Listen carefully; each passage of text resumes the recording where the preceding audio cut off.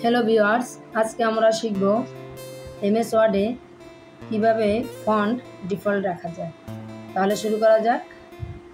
প্রথমে আমি MS word open করব।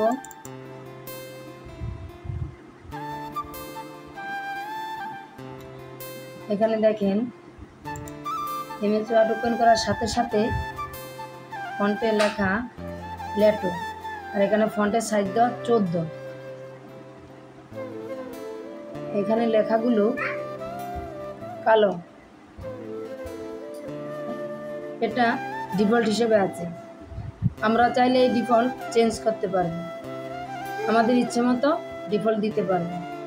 এই ফন্ট ডিফল্টটা তাহলে কিভাবে দিব দেখুন। এখানে যদি আমরা ক্লিক করি, দেখেন এখানে ফন্ট ডিফল্টের অপশনটা চলে আসছে। অথবা আমরা যদি কন্ট্রোল ডি দেই তাহলেও চলে আসবে। এখন দেখুন এখান থেকে আমি ধরেন টাইমস নিউ রোমান দিলাম, বোল্ট দিলাম, ফন্ট স্টাইল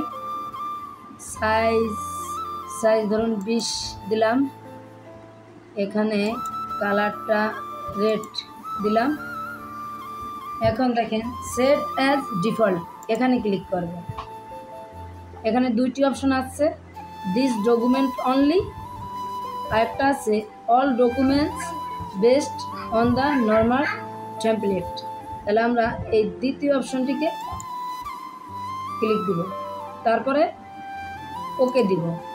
ওকে দেওয়ার পরে দেখেন এখন চেঞ্জ হয়ে গেছে। দেখেন এখানে যে টাইমস নিউ মান চলে আসছে, আমি যে ফন্ট সাইজ দিছিলাম 20 সেটা চলে আসছে, বোল্ড হিসেবে চলে আসছে।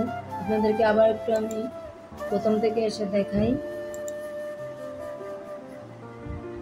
ফাইলটি আবার নতুন করে ওপেন করি, একটু অপেক্ষা করুন।